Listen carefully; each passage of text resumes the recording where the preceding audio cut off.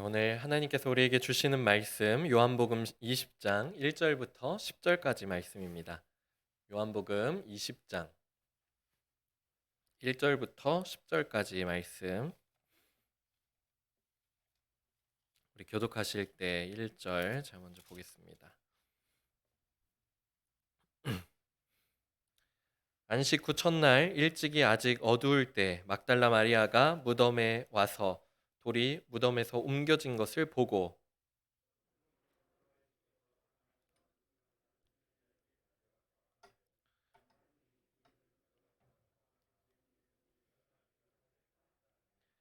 베드로와 그 다른 제자가 나가서 무덤으로 갈새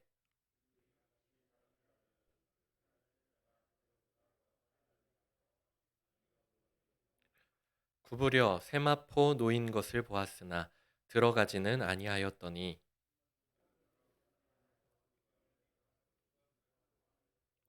또 머리를 쌌던 수건은 세마포와 함께 놓이지 않고 딴 곳에 쌌던 대로 놓여 있더라.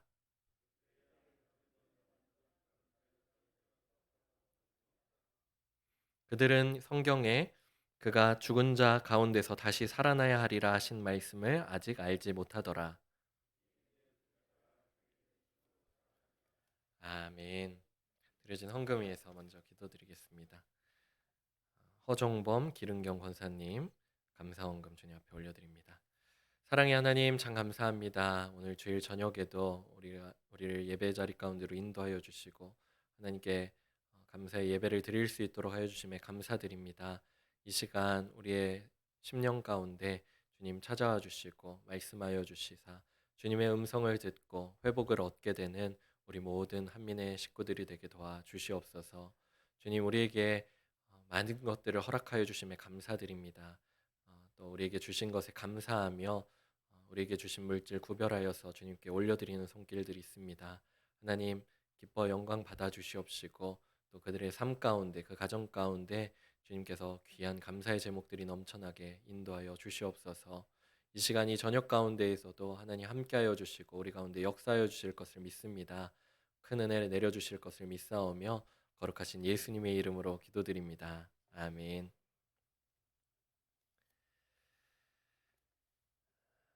다 이루었다라고 예수님께서 그렇게 말씀하시고 십자가에 달려 죽으신 예수님. 그분은 아무런 죄가 없으셨지만 모든 사람의 죄를 대속하시면서 그렇게 유월절 어린 양으로 죽으셨죠. 예수님은 확실히 그곳에서 죽으셨습니다. 어떤 사람들은 예수가 십자가에서 달린 지 너무나도 얼마 안 되는 시간 가운데 그렇게 너무 빨리 죽을 리가 없다고, 그렇기 때문에 그가 부활한 것이 아니라 잠깐 기절했다가 십자가 위에서 기절했다가 일어난 것이라고 반박하는 사람들도 있었습니다. 하지만 예수님은 이미 빌라도의 그런 모진 채찍질을 당하셨고 십자가에서 그렇게 당하신 후에 십자가에 매달리신 상태였습니다. 그분은 십자가에 달리시지 않으셨더라도 이미 매우 위태로운 상태였을 것입니다. 더욱 분명한 것은 유월절 안식일을 이제 앞두고서 마음이 조급해졌었던 이 대제사장들, 이 유대교 지도자들이 빌라도에게 요청해서 이제는 해가 지고 나면은 이제 안식일이 시작되어지기 때문에 얼른 죄인들의 다리를 꺾어서 다리를 부러뜨려 가지고 그렇게 빨리 죽게 하라고, 죽게까지 그렇게 요청을 했다는 것이죠. 그 과정에서 이미 예수님께서는 다 이루었다 그렇게 말씀하시면서 죽으셨기 때문에, 이미 죽으신 후셨기 때문에 군인들이 더 이상 예수님의 다리를 꺾을 필요가 없었다고 요한복음은 그렇게 증거하고 있습니다. 그리고 어떤 한 군인은 그 죽음을 이제 더욱더 확실히 하기 위해서 창으로서 예수님의 옆구리를 푹 깊숙이 찌르기까지 그렇게 했다고, 그 모습을 그곳 가운데에서 지켜봤었던 예수님이 사랑하시던 제자, 그 제자의 그런 시선을 통하여서 그렇게 우리에게 증거해주고 있습니다. 예수님의 사랑하시던 그 제자는 그 모습을 다 지켜보고서 그렇게 예수님 십자가 죽음의 그 증인으로서 그렇게 살아갈 수 있게 되었습니다. 유월절 어린 양 예수, 이 예수님은 그렇게 십자가에서 죽으셨습니다. 이제 그분의 장례가 이제 남았죠. 장례를 행해야 되는데요. 아까도 말씀드렸듯이 시간이 얼마 남지 않은 거예요. 해가 떨어진 때부터 안식일이 바로 시작되기 때문에 해가 지기 전까지는 장례를 마무리해야 했습니다. 제가 성지 순례를 다녀본 적은 없지만 예전에 한번 이스라엘 관련된 그 다큐를 하나 본 적이 있었어요. 거기서 한 가지 좀 재밌는 장면을 좀 볼 수가 있었는데 어, 안식일 전날인 거예요. 안식일을 하루 앞둔 날이었었는데 이제 해가 지기 해지기 얼마 전의 시간, 이제 한두 시간 정도, 해지려면 한두 시간 정도 남은 시간이었는데 대제사장 그리고 또 유대교를 따르고 있는 사람들, 그 사람들의 특징은 굉장히 좀 분명하게 잘 드러나더라고요. 성경에 나오는 것처럼 정말로 율법을 이렇게 말씀을 이렇게 이마에 이렇게 매달고 있기도 하고, 또 독특한 머리 스타일이나 뭐 그리고 검은 정장을 입고 있는 그런 모습들을 하고 있는 여러 명의 사람들, 두루두루 한 두세 사람씩 해가지고는 시내로 쭉 들어오는 거예요. 시내로 쭉 들어와 가지고는 가게마다 막 들어가 가지고는 빨리 문 닫으라고, 이제 안식일 시작하니까 어서 문을 닫으라고, 영업을 중지하고 어서 문을 닫으라고 막 소리 지르면서 막 이렇게 하는 모습들을 지켜본 적이 있었습니다. 그 사람들은 그렇게 해가 지고 나서부터 이제 안식일이 시작되기 때문에 그것이 굉장히 조급한 가운데 이제 예수님의 장례도 역시 마찬가지로 그렇게 지켜야만 했었습니다. 그때 예수님의 장례를 위해서 나선 사람은 바로 예수님의 11 제자들 가운데 하나가 아니었습니다. 물론 생각해 보면은 그들에게는 자신들의 고향 갈릴리를 떠난 예루살렘에서 예수님의 장례를 치를 만한 여건이 좀 되지 않았겠죠. 또 함부로 또 그렇게 나섰다가는 사람들에게 붙잡힐 위기에도 있었기 때문이었을 것 같습니다. 그런 그때 먼저 나섰던 사람이 바로 아리마대 사람 요셉이었습니다. 아, 요한복음은 특히 이제 예수님의 죽으심 그리고 장례 그런 모습들을 통해서 예전에 요한복음의 앞쪽에서는 나오지 않았었던 좀 새로운 사람들의 이름들을 많이 언급하는 것을 볼 수가 있는데요. 이 아리마대 사람 요셉 역시 그런 사람 중에 한 사람이었습니다. 그는 나중에 사도행전에서 이제 앞으로 더 나오게 될 사람이기도 했지만, 어쨌든 그는 신속히 빌라도에게 가서 예수님의 장례를 치르기 위하여서 그분의 시신을 그렇게 요청하는 그런 모습들이 나옵니다. 이전까지 요셉은 이전에도 예수님을 믿기는 믿었었다고 이렇게 성경은 얘기를 하고 있지만, 그가 유대인들이 두려웠기 때문에 그 믿음을 숨기고 있었다라고 성경은 이야기하고 있습니다. 그러다가 그가 예수님의 십자가 죽음을 바라보게 된 거죠. 예수님의 십자가 달려 죽으시는 것을 보았습니다. 그리고 그 십자가의 죽음 이후에 그는 그의 믿음을 더 이상 숨길 수 없음을, 그것을 거부하고 있었던 그의 모습들을 이제는 더 이상 할 수 없다는 것을 깨닫게 되었습니다. 십자가에 달려 죽으신 그분이 바로 그리스도이심을, 메시아이심을, 하나님의 아들이심을, 그리고 그 믿음을 숨기는 것을 거부할 수밖에 없는 성령의 그런 강한 이끄심을 받았던 것 같습니다. 그래서 요셉은 그렇게 예수님의 시신을 그렇게 십자가에서 내리고 골고다 언덕 동산 근처에 있는 자신이 소유한 그 새 무덤으로 매장하기 위해서 예수님의 시신을 가지고 갔습니다. 그곳에는 이제 니고데모도 함께 있었죠. 니고데모는 요한복음 앞에 이렇게 나온 사람이었었는데, 그 역시도 그의 믿음이 예수님을 향한 믿음이 분명히 있기는 했었지만, 그것을 숨김 가운데 있었지만 이제는 더 이상 숨기지 않고 예수님의 장례를 힘써 도왔던 것을 볼 수가 있습니다. 그래서 그가 준비했었던 향품 40kg에 해당하는 그런 엄청난 양의 몰약과 그런 향유들을 가지고 예수님의 장례에 그렇게 사용했었습니다. 그런데 이 정도 양이면은 일반적으로 왕의 장례 때나 왕을 장례하는 일의 때나 사용하는 많은 양이었었어요. 그렇게 유대인의 장례법에 따라서 예수님의 시신을 세마포로 감싸고 그 주변에 몰약과 향유로 그렇게 예수님의 시신을 덧칠하고 그렇게 머리를 또 수건으로 덮음으로써, 감쌈으로써 그렇게 장례를 신속하게 마쳤습니다. 그렇게 해서 6월절 안식일을 시작하는 밤이 찾아들게 되었죠. 그렇게 안식일이 지났습니다. 그렇게 안식일 하루의 시간이 지났습니다. 물론 그날은 6월절이었기 때문에 예루살렘은 굉장히 많은 사람들이 찾아왔었고 그 성전에서는 또 유월절 화목제물로서 어린 양을 드리는 그런 제사를 드렸었습니다. 많은 사람들이 축제처럼 많은 사람들이 또 화목제를 드리는 것으로서 축제처럼 큰 잔치처럼 그 또 많은 오랜만에 만난 사람들을 만나기도 하고 그렇게 분주하게 그렇게 하루를 시간을 보냈습니다. 그리고 나서 이른 시간 오늘 말씀을 보면은 아직 해가 뜨지 않아서 아직은 어두울 때 예수님이 묻히신 무덤으로 여인들이 찾아가는 것을 볼 수가 있습니다.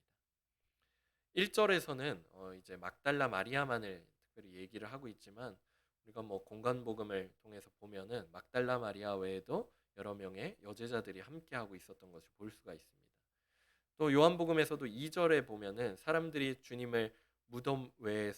어, 사람들이 주님을 무덤 외에서 가져다가 어디 두었는지 우리가 알지 못하겠다라고 그렇게 말하는 것을 통해서 이것이 막달라 마리 혼자만 있었던 것이 아니라 여러 사람이 있었던 것을 우리가 알 수가 있는데요. 어쨌든 사도 요한은 특별히 막달라 마리아를 그들의 대표격으로 세우고 그녀에게 초점을 맞춰서 이렇게 서술해 나가고 있는 것을 볼 수가 있습니다. 오늘 본문 이후에 11절 이후에서도 막달라 마리아에게 그렇게 찾아오신 예수님의 모습을 그렇게 증거해주고 있죠.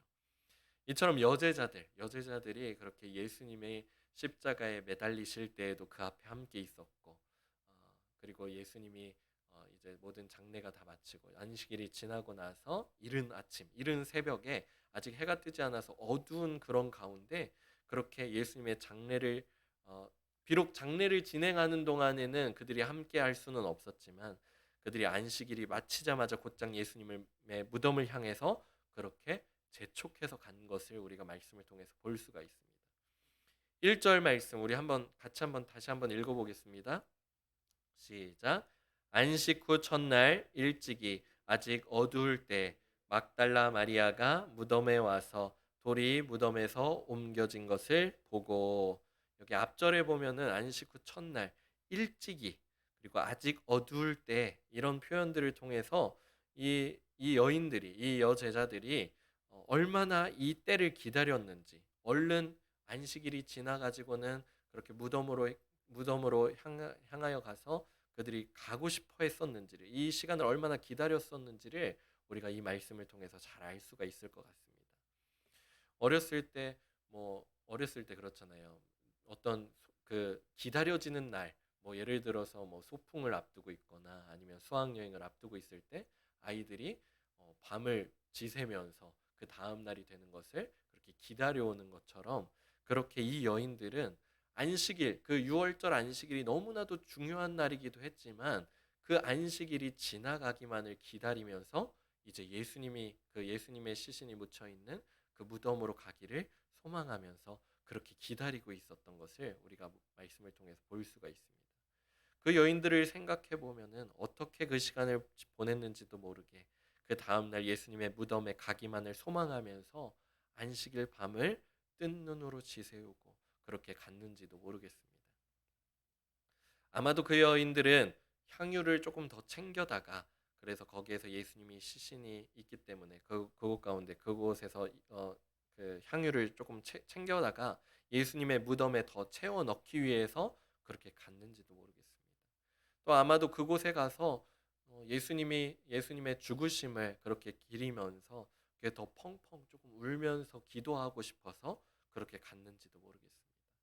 또 아마도 그냥 거기에 예수님의 시신이 있기 때문에 그곳에 가고 싶었는지도, 그분 곁에 있으려고 그렇게 갔는지도 모르겠습니다. 어쨌든 그 여인들은 아직 해가 뜨지 않아 아직 어두운데도 예수님의 무덤을 향해서 그렇게 재촉해서 갔었습니다. 그런데 그곳에 도착했을 때 아직 어두워서 잘 보이진 않았지만도 한눈에 이상한 점이 들어왔다는 거예요. 그 여인들의 눈에 들어왔다는 것입니다. 바로 무덤을 가로막고 있어야 할 돌이 옮겨진 것이었죠. 이것은 뭐 꼭 대낮에 밝을 때만 알아볼 수 있는 것이 아니라 당연히 무덤의 앞을 그렇게 돌이 막고 있어야 되는 그런 형체가 이렇게 있어야 되는데 그 돌이 옆으로 옮겨져 있는 것이었죠. 우리 다시 한번 1절 말씀 같이 한번 다시 한번 읽어보겠습니다. 그것을 기억하면서 같이 읽어보겠습니다. 안식 후 첫날 일찍이 아직 어두울 때 막달라 마리아가 무덤에 와서 돌이 무덤에서 옮겨진 것을 보고 돌이 옮겨진 것을 보았습니다. 이 여인들은 무덤 안을 살펴볼 겨를도 없이 이 소식을 제자들에게 알리려고 이제 달리기 시작했습니다. 특별히 이 요한복음에서는 이 장면에 대해서 그들이 많이 달렸다는 그런 표현들을 굉장히 많이 쓰고 있습니다. 다른 공간복음에 비해서 굉장히 많이 달리고 있는 모습들, 굉장히 조급하고 굉장히 급한 그런 상황 가운데 있음을 우리에게 보여주고 있는 것 같아요. 그래가지고 누군가 예수님의 시신을 만약에 훔쳐갔다면, 그래가지고 훔쳐갔었다면은 한시가 급한 일이었기 때문에 그 소식을 얼른 제자들에게 알려서 어떻게 베드로에게 알려가지고 예수님의 시신을 훔친 그런 범인들을 잡거나 또는 그 증거들을 이렇게 발견해야 됐기 때문에 그렇게 급한 마음 가운데 베드로와 그리고 예수님이 사랑하시던 그 제자를 찾아서 달리기 시작했다는 거예요. 달려가기 시작했습니다. 여러분들은 어떻게 달리세요? 달리실 때 급한 일이 있을 때 달리실 때 어떻게 달리세요? 뭐 슬슬 뭐 평소에는 이제 조깅을 하듯이 천천히 이렇게 가볍게 뛰기도 하지만 급한 일이 있을 때 여러분들 어떻게 혹시 최근에 그런 일로 달려보신 적이 있으세요? 그런 일로 조금 급한 일 때문에 달려보신 적이 있으세요? 최근에 그 저희 와이프한테 전화가 왔었어요. 와가지고는 애들 이렇게 하원을 시키다가 사고가 났다고 여 밑에서 사고가 났는데 좀 와보라고 그 전화를 받자마자 급하게 막 달려나갔던 기억이 최근에 나는데 여기 내리막길이잖아요. 진짜 막 거의 우사인 볼트급으로 막 달렸던 것 같아요. 제가 달리기를 잘하진 못하지만 얼른 가가지고 조금 어떻게 어떤 상황인지 보고 뭐 이렇게 해결하기 위해서 굉장히 막 달려갔던 기억이 나는데 여러분들 또 최근에는 많이 그렇게 막 그렇게까지 달려보신 적이 별로 없으실 것 같아요. 그렇죠? 예, 가볍게 이렇게 조깅하는 정도는 조금 하셨을지 모르겠지만 정말 전속력으로 막 달려갔던 그런 기억이 없으실 거예요. 그래서 한번 조금 해보려고 해요. 그래가지고 일어서진 않지만 우리가 앉아 있는 상태에서 한번 달려보겠습니다. 이렇게 발을 한번 동동동동 굴려볼게요. 한번 동동동동동동 얼른 빨리 달려가야 된다 하는 마음으로 동동동동동 이 정도로 약간 확실히 많이 안 달려보신 것 같아요. 요즘에 많이 안 달려보신 것 같아요. 요새 특히 코로나 때문에 집 안에만 계시다 보니까 이렇게 잘 달리실 일이 많이 없었던 것 같은데 어쨌든 이 여제자들이 베드로와 예수님이 사랑하시던 그 제자를 향하여서 힘껏 달렸다는 거예요. 이것이 너무나도 급한 일이었기 때문에 더욱더 힘껏 달렸습니다. 그래서 2절 말씀 보니까 시몬 베드로와 예수께서 사랑하시던 그 다른 제자에게 달려가서 말하되 뭐라고 말했는지 우리 같이 한번 읽어볼까요? 시작. 사람들이 주님을 무덤에서 가져다가 어디 두었는지 우리가 알지 못하겠다 하니 아주 급한 마음 가운데 속히 그 모든 상황들을 잘 전달했어요. 옛날에 군인 시절이 생각나더라고요. 어떤 보고를 해야 될 때 항상 육하 원칙을 따라가지고 이렇게 보고를 했어야 됐는데 그런 것처럼 이 여제자들이 이 베드로와 그리고 예수님이 사랑하시던 그 제자에게 찾아가 가지고는 어찌어찌 그 경위들을 그렇게 잘 전달했습니다. 이제는 그 소식을 들은 제자들이 어떻습니까? 이 제자들도 무덤을 향해서 다시 달리기 시작했어요. 우리도 다시 한번 달려볼까요? 한번 다시 한 번만 달려보겠습니다. 예수님의 제자들도 무덤을 향해서 그렇게 달려갔어요. 네, 감사합니다. 네, 감사합니다. 이걸 말씀을 준비하면서 이걸 한번 해볼까 말까 많이 고민을 했었어요. 네, 근데 제가 약간 목소리가 나긋나긋하잖아요. 약간 좀 이렇게 막 힘있게 막 하진 못하다 보니까 가끔 말씀을 전하다 보면은 이렇게 조금 이렇게 눈이 무거워지게 되는 순간들이 있는 게 저도 인정을 합니다. 죄송해요. 저 때문이에요. 예. 그런데 한번 조금 깨워보는 생각으로 한번 다시 한 번만 달려보겠습니다. 다시 한번 예수님의 빈 무덤 그 빈 무덤을 향해서 달려가는 그 마음으로 달려갑니다. 네. 그렇게 달려갔다는 거예요. 서로 달리기 시합을 하듯이 급하게 달려갔다는 거예요. 말씀을 보니까. 그런데 달리기 시합하면서 베드로와 그리고 예수님이 사랑하시던 제자가 달려나갔는데 아무래도 조금 더 젊었던 제자가 더 빨리 갔던 것 같습니다. 나이가 참 야속했는지 어쨌든 예수님이 사랑하시던 제자가 조금 더 빨리 그곳 가운데 도착했어요. 그런데 그 먼저 무덤에 도착해서 이르렀는데 어, 무덤에 들어가지는 않았대요. 들어가지는 않은 채 몸을 이렇게 기울여 가지고 숙여 가지고는 무덤 안쪽을 살펴봤습니다. 살펴봤는데 무덤 안은 굉장히 고요해요. 물론 뭐 시신이 예수님의 시신이 있든 없든 고요했겠죠. 근데 어쨌든 고요했습니다. 그리고 어두웠기 때문에 잘 보이진 않았지만 예수님의 시신이 감싸졌다면은 그 세마포가 불룩하게 이렇게 올라와 있어야 될 것 같은데 이 세마포옷이 그냥 바닥에 이렇게 바닥에 딱 달라붙은 채 그렇게 있었다는 것이에요. 조금 뒤에 베드로가 숨을 헐떡이면서 도착했습니다. 달려왔습니다. 그리고 베드로는 그의 성격 그대로 머뭇거리지 않고 주저하지 않고 곧장 무덤으로 달려 들어가 버렸어요. 달려 들어갔습니다. 그 또 다른 제자가 본 대로 세마포가 그냥 그 위에 놓여 있었고요. 그리고 머리를 쌌던 수건이 잘 개켜져서 그렇게 그 옆에 놓여 있던 것을 볼 수가 있었습니다. 여제자들이 말한 그대로의 그 모습이었어요. 하지만 베드로는 굉장히 혼란스러웠습니다. 너무 많은 의문점들이 머릿속을 헤집기 시작했습니다. 어떤 생각들을 해볼 수가 있을까요? 예수님의 시신을 훔쳐간 사람, 그는 도대체 누구인가? 누가 예수님의 시신을 훔쳐갔을까? 이 훔쳐간 사람은 도대체 또 무슨 생각으로 이러한 일을 벌였을까? 혹시라도 예수님의 시신을 유기하거나 아니면 조금 훼손하거나 그러기 위해서 혹시 그런 건 아닌가 하고 걱정되기도 했을 것 같고요. 또 어떤 의도로 예수님의 시신을 그렇게 훔쳐갔는데 근데 그 모습이 너무나도 이상하단 말이죠. 일반적으로 우리가 생각해 보자면은 예수님의 시신을 훔쳐간다고 한다면은 세마포에 싸져 있는 그대로 그리고 그 얼굴에 쌓여 있던 그 수건을 그대로 그렇게 가져갈 것 같은데 도대체 세마포와 수건을 벗기는 그런 고생을 다 감수하면서 시신만 훔쳐간 이유는 도대체 무엇인가? 또 예수님의 시신을 훔쳐갔었다면은 분명히 앞에는 시신을 지키고 있었던 경비들이 분명히 있었을 건데 그 경비들 몰래 긴박하게 했어야 되는데 수건이 보니까 그 수건이 옆에 잘 개켜져 있었다고 했었거든요. 그렇게 잘 정리되어 있는 그런 어떠한 그런 이 사람 도둑들의 그런 여유나 아니면 그런 정신은 도대체 정신은 어디서 나오는 것인가 하고 그렇게 생각했을 거예요. 이런 여러 가지 의문이 들었지만 이것을 도저히 알 수 있는 방법이 없는 거예요. 도대체 누가 했는지, 뭐 과학 수사대를 불러다가 뭐 지문을 채취해야 되는지 뭐 그런 것도 없었기 때문에 도대체 어떻게 할 수 있는 방법이 없었습니다.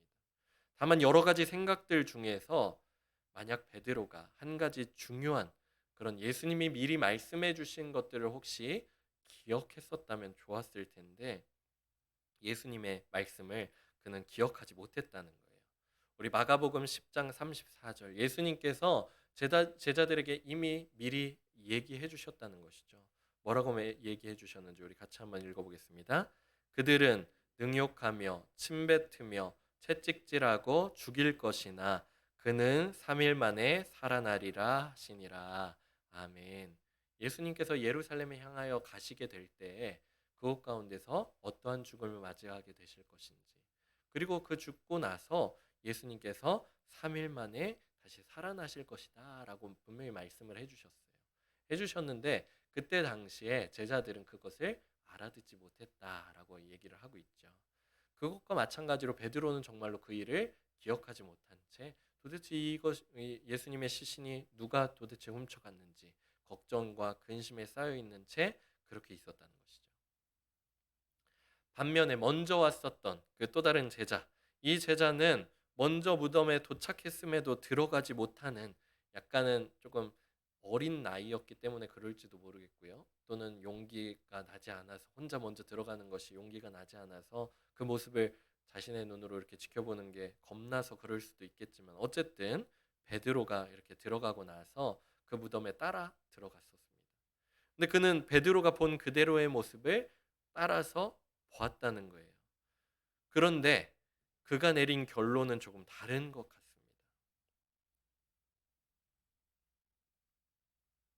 그가 그 똑같은 현장, 그 비어 있는 무덤을 바라보았는데 그는 조금 다르게 생각을 했던 것 같아요. 그렇게까지 하면서 예수님의 시신을 훔쳐갈 사람은 아마도 없었다라고 결론을 지은 것 같아요. 그래서 그 제자는 그 현장을 들어가서 봤고 이제는 보고 믿었다라고 성경은 이야기를 하고 있죠.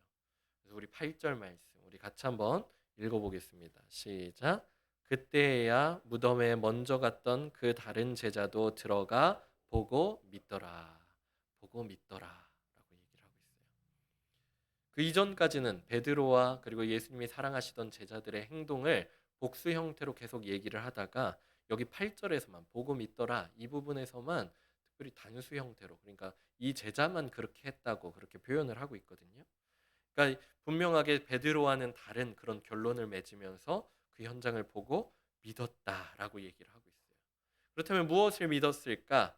예수님이 부활하셨다, 다시 살아나셨다 하는 사실을 믿었다는 것입니다.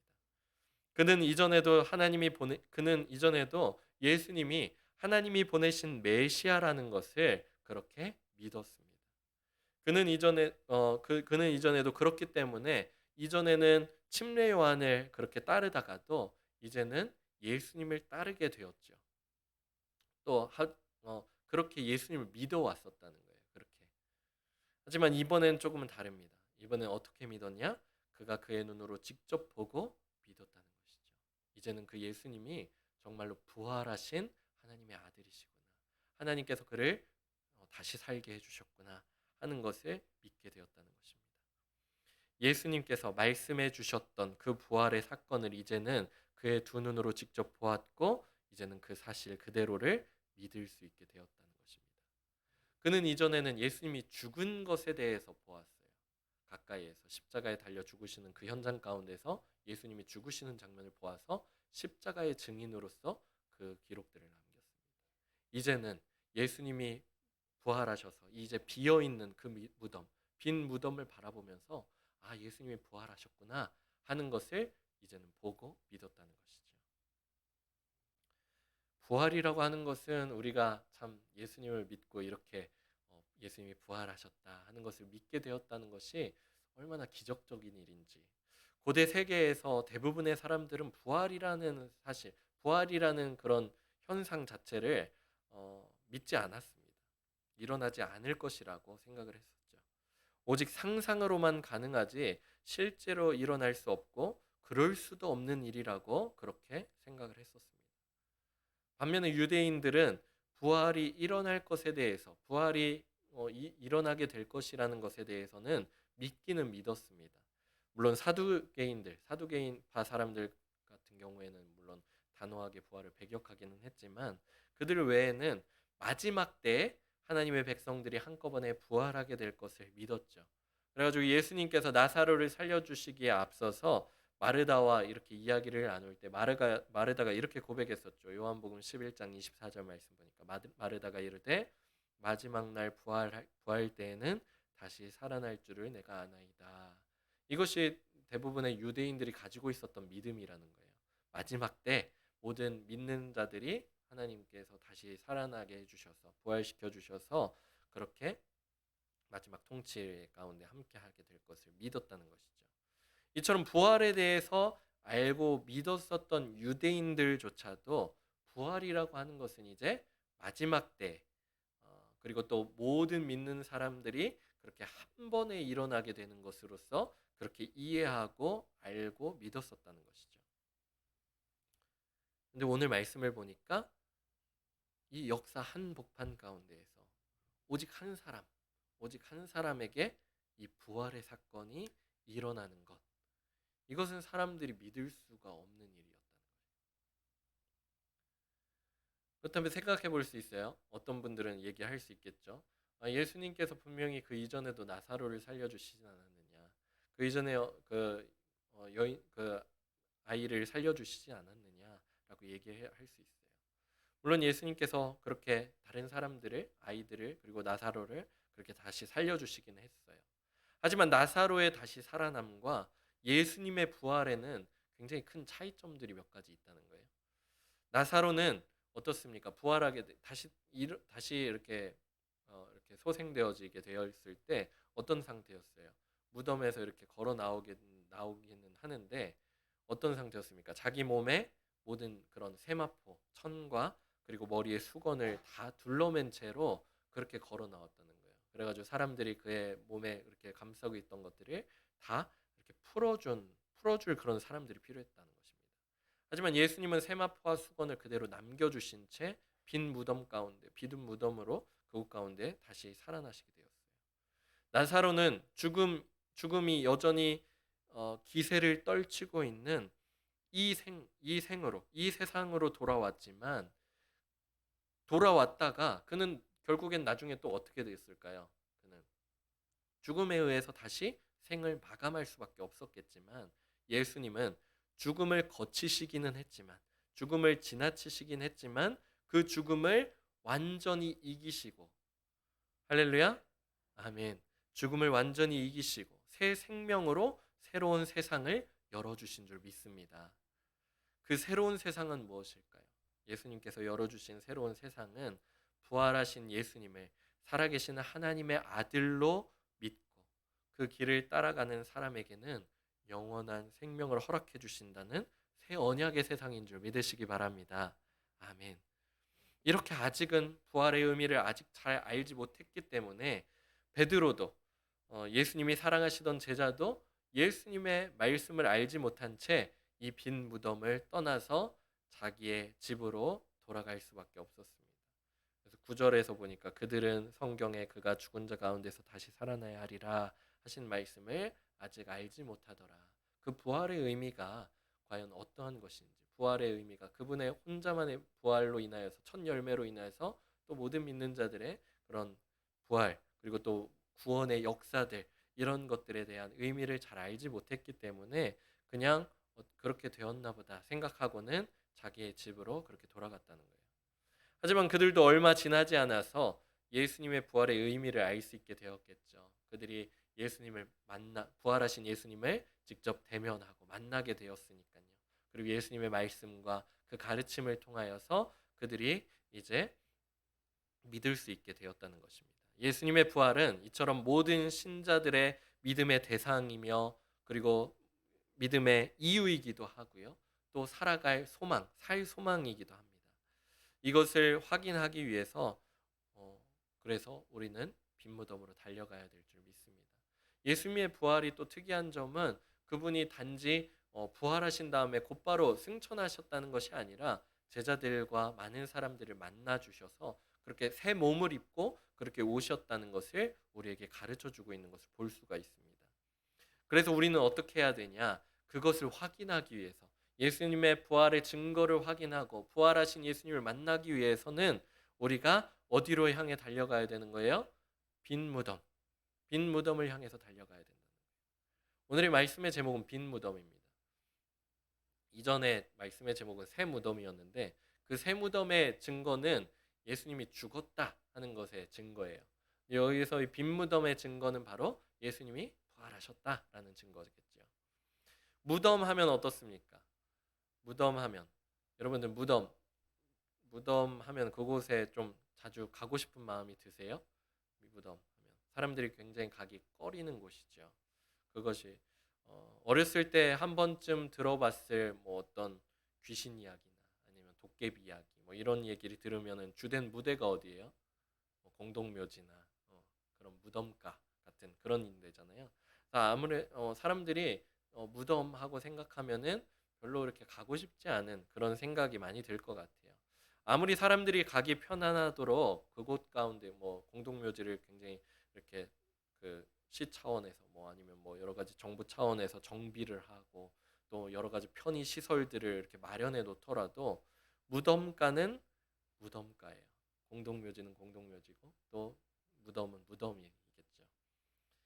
물론 문화적인 차이는 좀 있습니다.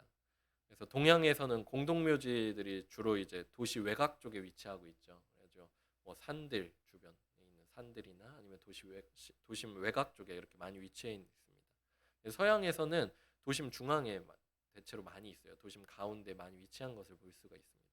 뭐 이런 문화적인 차이가 있기는 하지만 아무리 그렇더라도 내가 좀 편하게 쉬기 위해서 좀 자주 찾는 곳, 내가 좀 자주 찾아가야 되겠다 하는 그곳으로 뭐 공동묘지를 선택하거나 무덤을 선택하거나 하는 사람들은 많지 않을 거예요.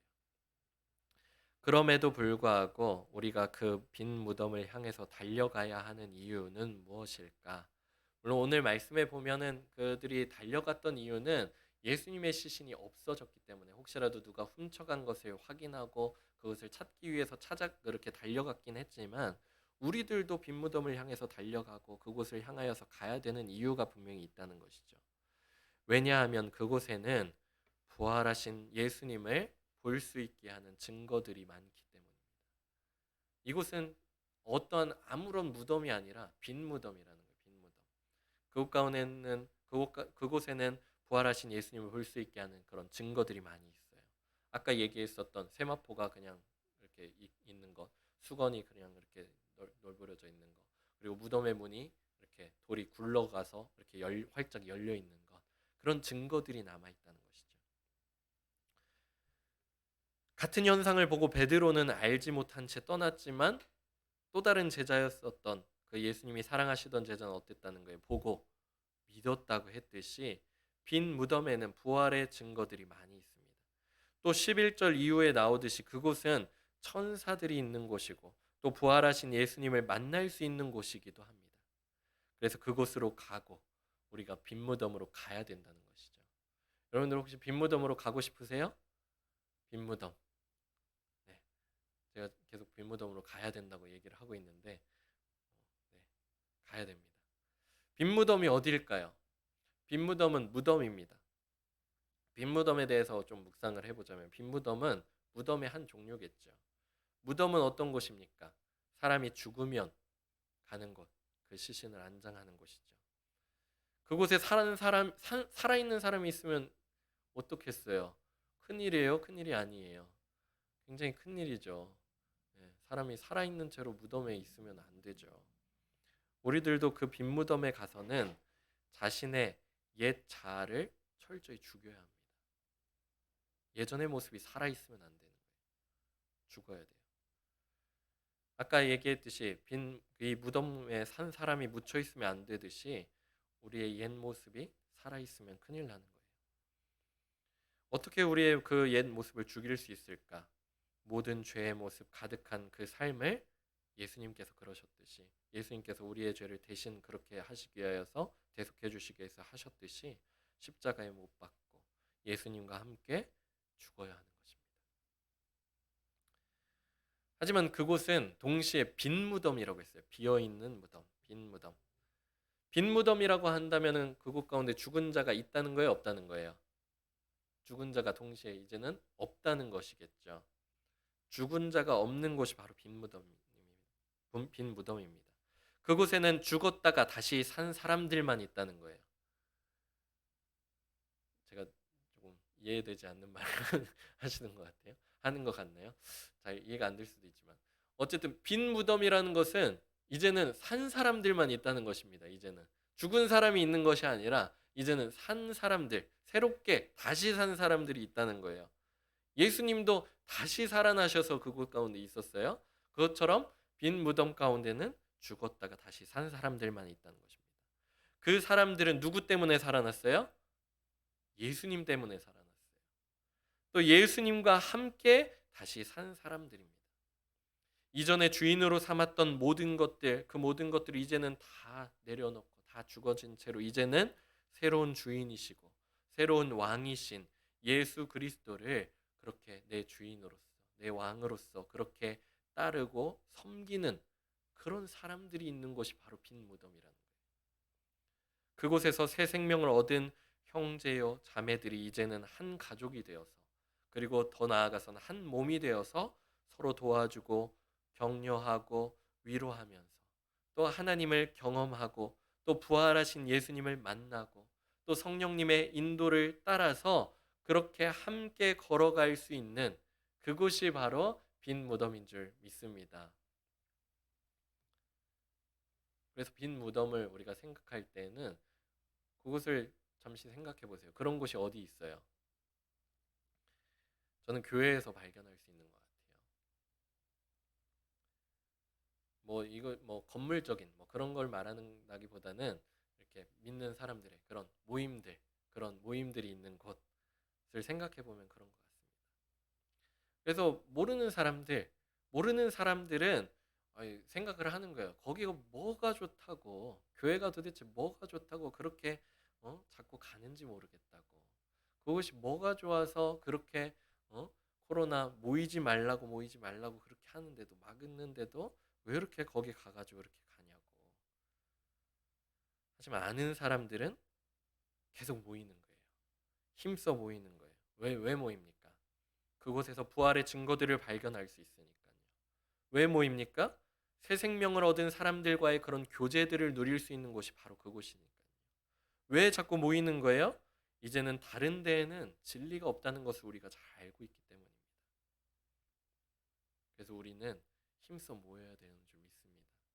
다른 곳에서 모이는 것이 아니라 우리 믿음의 형제, 자매된 그런 우리 사랑하는 귀한 성도님들이 함께 있는 이곳에서 우리가 함께 교제를 나누고 부활하신 예수님을 만나고 또 하나님을 경험하고 또 함께 성령의 인도함을 받으면서 그렇게 서로 격려하고 돕고 위로하고 또 그렇게 서로 함께 이렇게 성장하면서 그렇게 나아가는 우리 한민교회가 될 수 있기를 원합니다. 이번 주 수요일부터 부활절 맞이 40일 특별 새벽 기도회가 시작됩니다.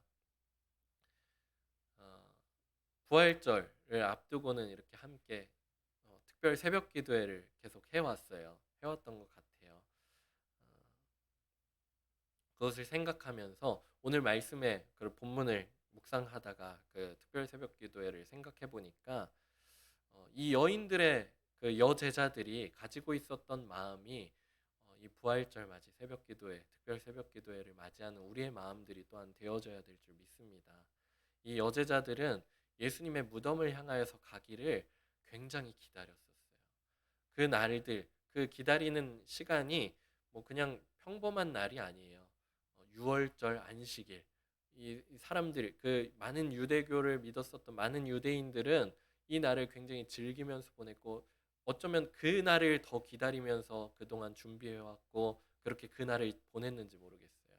근데 이 여인들, 이 여제자들은 예수님의 무덤을 가고 싶어가지고는 이 안식일을 어떻게 보냈는지 알지 못한 채 뜬 눈으로 밤을 지새우면서 이제는 동이 트기도 전에 그 깊은 밤중에 아직 어두울 때에 그렇게 무덤으로 향하여서 갔던 모습을 볼 수가 있습니다.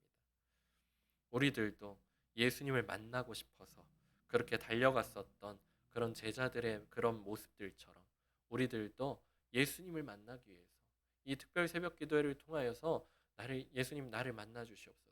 부활하신 예수님을 내가 다시 한번 만나고 그리고 그 주님께서 우리의 삶을 어떻게 변화시켜 주실지를 그리고 나의 기도 제목들을 어떻게 응답하여 주실지를 우리가 기대하면서 그런 간절한 마음으로 우리가 함께 참여하고 그렇게 함께 동참할 수 있기를 원합니다. 그렇게 동참하며 나아갈 때 주님께서 우리를 반드시 만나 주실 줄 믿습니다.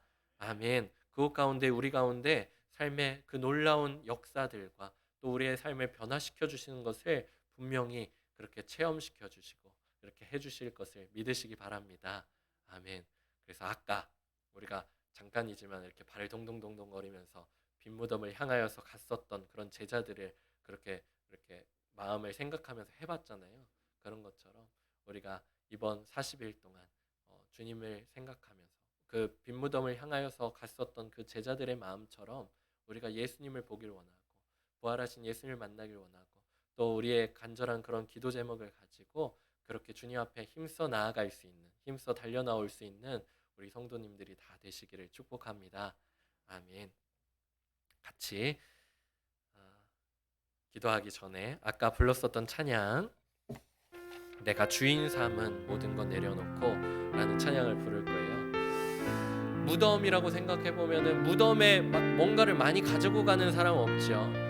무덤 이제 죽은 시신이 뭔가를 많이 막 거추장스럽게 많이 이렇게 하고 가지는 않아요. 왜냐면은 뭐 빈손으로 가야 되는 게 맞으니까요. 그것 가운데는 우리의 모습들 우리의 삶도 우리의 삶이 조금 더 그 이처럼 단순해졌으면 좋겠어요. 그래서 예수님만이 나의 삶의 기쁨이시고 예수님만이 나의 삶의 왕이시고 그분만이 나의 주인이시다. 내가 세상의 다른 것들을 쫓아가고 세상의 다른 것들을 따라가는 것이 아니라 그분만을 내가 따라가길 원합니다. 주님만이 나의 삶의 소망이십니다. 그런 고백을 가지고 우리가 주님 앞에 나아갈 수 있으면 좋겠습니다. 우리 같이 찬양 드리겠습니다.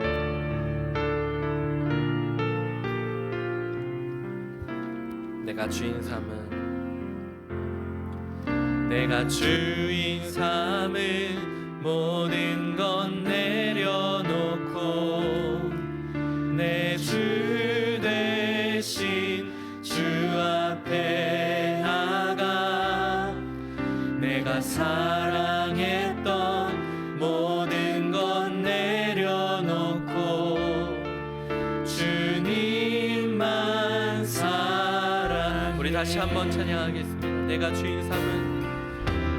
주인 삼은 모든 건 내려놓고 내 주 대신 주 앞에 나가 내가 사랑했던 모든 건 내려놓고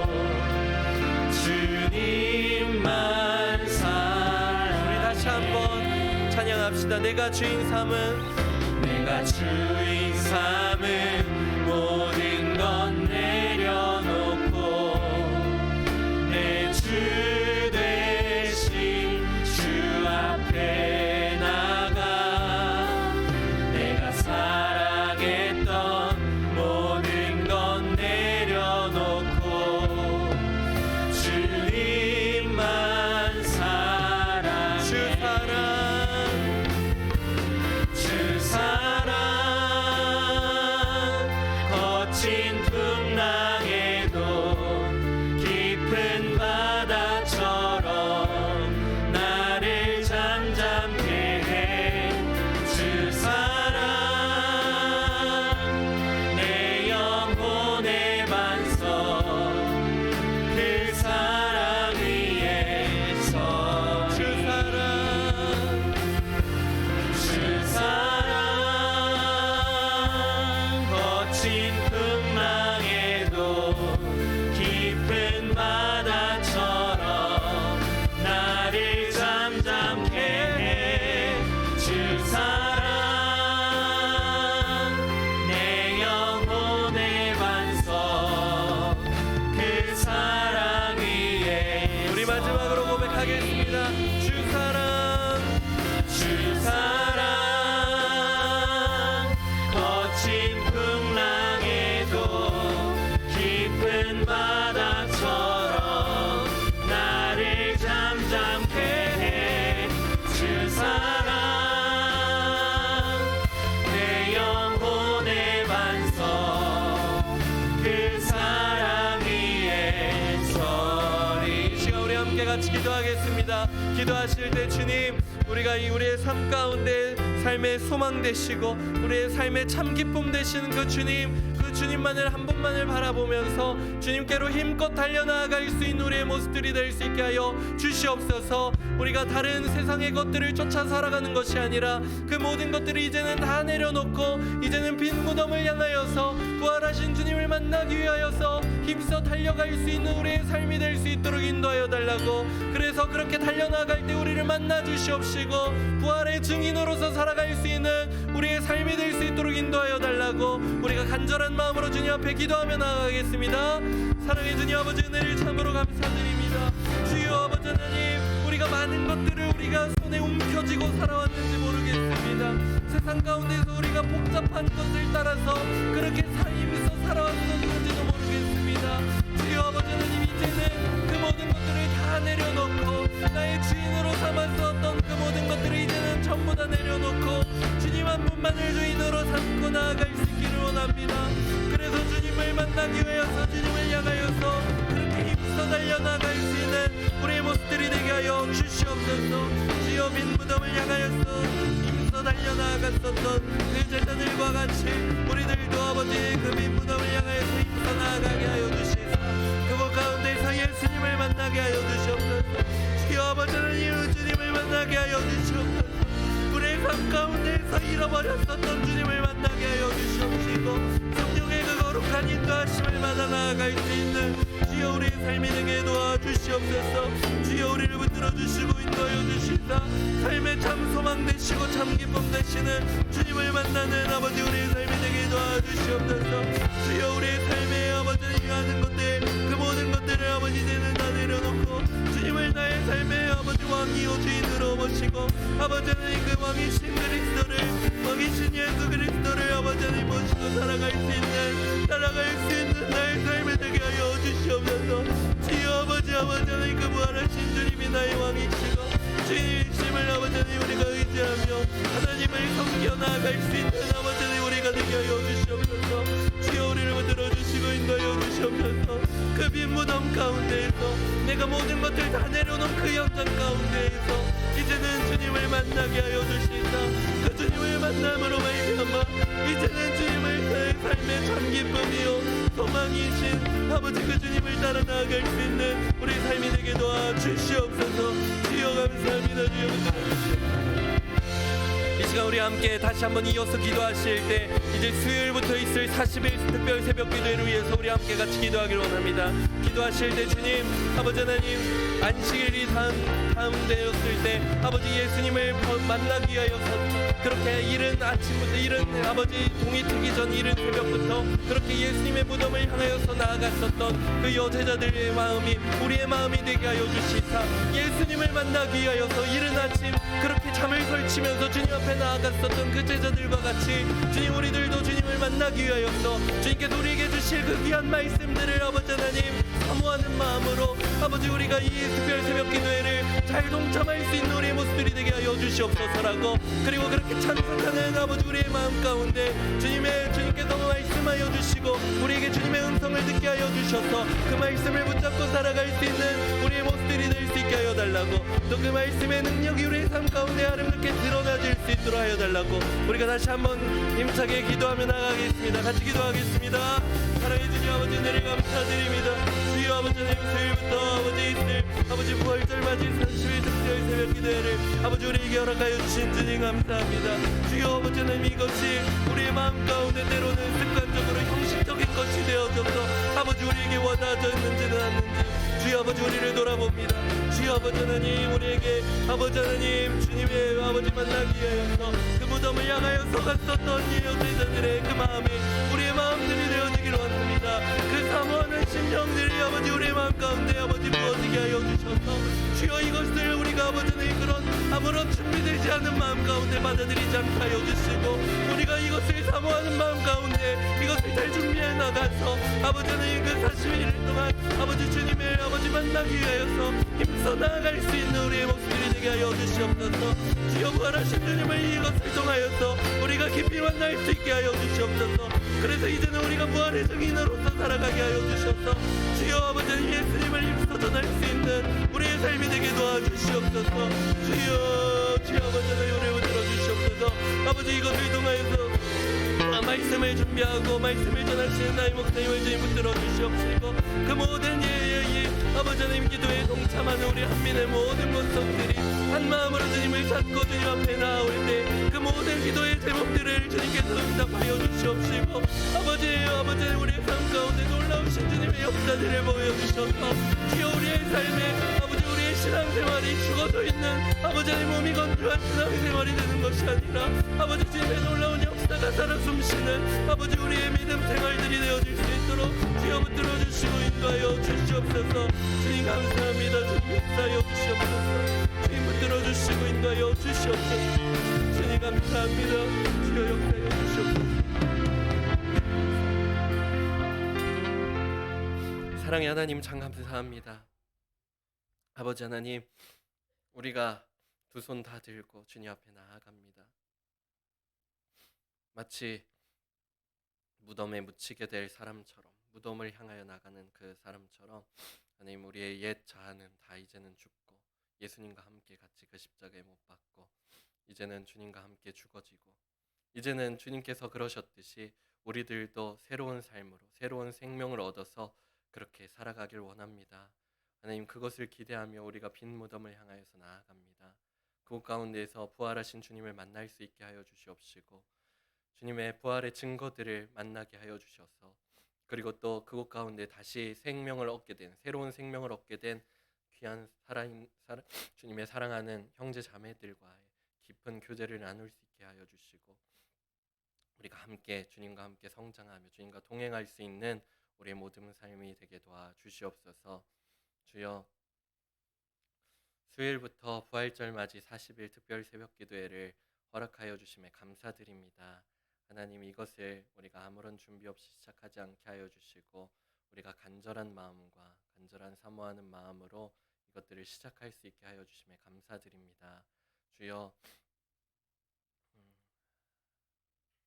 안식일이 마치고 그렇게 예수님을 만나기 위해서 예수님의 무덤으로 향하였었던 그런 여제자들의 그 마음처럼, 그 제자들의 마음처럼 우리들도 간절한 마음으로 사모하는 그 심령 가운데 주님, 이것에 동참할 수 있게 하여 주시옵시고 동참하는 자들마다 주님의 음성을 듣고 주님의 말씀을 듣고 그 말씀이 우리의 삶 가운데 살아 숨쉬어서 이제는 그렇게 역사하여져서 우리의 삶이 귀하고 복된 능력이 넘치는 믿음 신앙생활들이 되어질 수 있도록 주님 붙들어 주시고 인도하여 주시옵소서. 이것을 기대하고 소망하며 나아가는 자들마다 아버지 하나님 가지고 있는 그 모든 기도의 제목들에도 응답하여 주시옵시고 주님의 음성대로 말씀대로 살아갈 때 능력을 받고 살아갈 수 있는 우리 모든 한민의 권속들 되게 도와 주시옵소서. 주님께서 역사하여 주시고 함께하여 주실 줄 믿습니다.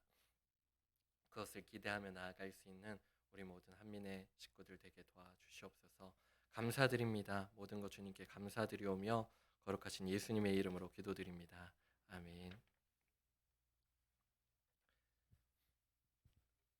하늘에 계신 우리 아버지여, 이름이 거룩히 여김을 받으시오며 나라의 마옵시며 뜻이 하늘에서 이룬 것 같이 땅에서도 이루어지이다.